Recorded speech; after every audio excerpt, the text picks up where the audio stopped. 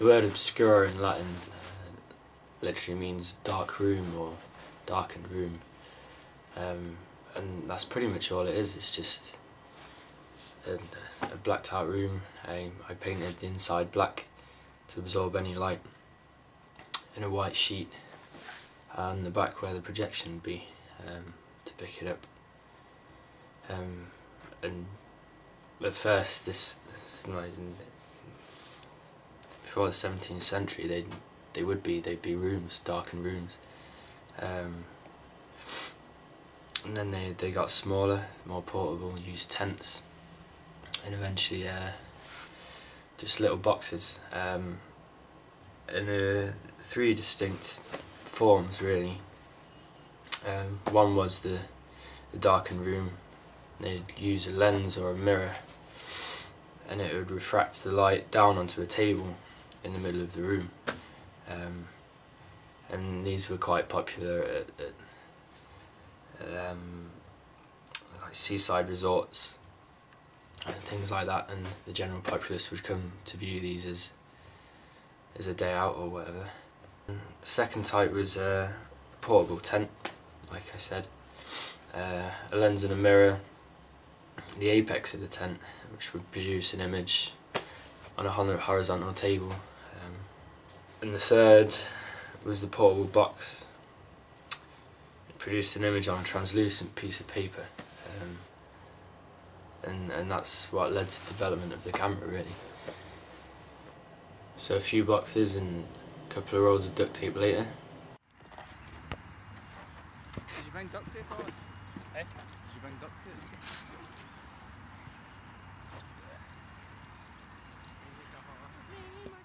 It started with quite a small aperture. The size of the hole was quite small, and the light just wasn't getting to the back of the box. Yeah, it just wasn't a very sunny day, so I had to make a bigger hole. It turned out to be about 7mm, which was nice, worked really well. Image quite clear on the back, but we lost a lot of detail in the image because of that wider aperture, and some of the colours were lost as well. Obscuras were first used by artists to, originally used by artists to sketch landscapes more accurately. The projection, they'd put a piece of paper there and sketch away so they could paint. And light, being light, travels in straight lines. So light coming from the top of a subject would go straight down through the hole and hit the bottom of the box, and vice versa. His feet, straight line, straight up to the top, and that's why it's upside down and back to front. I made an Obscura when I was in Wales at my brother's, out of a bedroom. It was an exciting thing, and all the kids that were around came to see it, and they sat in there for ages and just watched this projection on the wall, and got their friends to go outside and dance around in front of this hole. I think it was kind of that I was trying to recreate with this, just that experience, that kind of awe or wonder of seeing this thing and not fully understanding it, but enjoying it all the same. Everything was upside down. Sort of the longer you stayed in there, the more colours you got. You could see the different shades in the sky, you could see the details in the trees. It was really odd. First of all, I saw a silhouette of a person, but then there's more that you stayed in there, you could see more details, so your eyes adjusted to the darkness when you went in. Right, so you're claustrophobic, aren't you? Yeah. So how did you feel in the box? I don't know actually, it was alright. I went in there, it was like, it's really weird actually, because I usually in that situation I would have been really scared and freaking out, but I went in there and I was like, I think it's because there was an image, it sort of made it better. And it took ages for my eyes to adjust though. Like as soon as I went in there I could see like the tree line and like one tree, and then as I got in there for longer, you could see like people and features, and like then when Liam came and put his head right up to the thingy, and you could just see all his features and his nose and his eyes and everything. That's really cool. I've seen everything just the other way round. Yeah, I've seen the reverse of the world. It's kind of like what it was like is like it's like watching a. It's not like watching a movie. It's like watching a moving picture. If you know what I mean. It looks like a picture, but things move. That's why it was quite cool. Because you get the time to study it like a picture, whereas you can't really study film. It was really good. It was weird. It was sort of like being in a cinema. You felt quite far away from the back, even though it's only a little box, because you could see everything so well. I thought it was really, really good.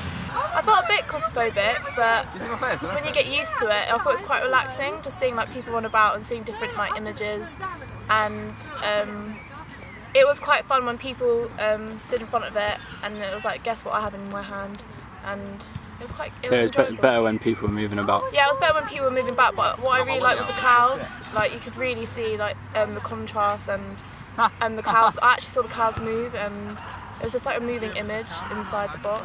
Right at the end, when you could see all the details and the features, you could see all the different colours of the clouds and stuff in the sky. It's really pretty. I like that. I think James Turrell was a big inspiration for this. Just instead of how I'd usually approach photography and kind of come out with prints and actually take pictures, this was more about creating an experience. And I mean, people take very unique things from the same situation, people being people. But just, I mean, when people would go in and you could be a few minutes before their eyes adjusted to the light, and then you hear all this I thought that was really good, and that's what I wanted really. I wanted just to create an experience and kind of document that. In photography, you capture this moment in time, and with the Obscura, it's the world meeting this Obscura, but this meeting isn't caught as a fraction. It's kind of continuous, and I kind of like that idea because moments do pass. Nothing's constant. Nothing stays forever. So with a photo, you get this still image, and that's kind of that part of time captured forever. Whereas with this, time just kept moving on.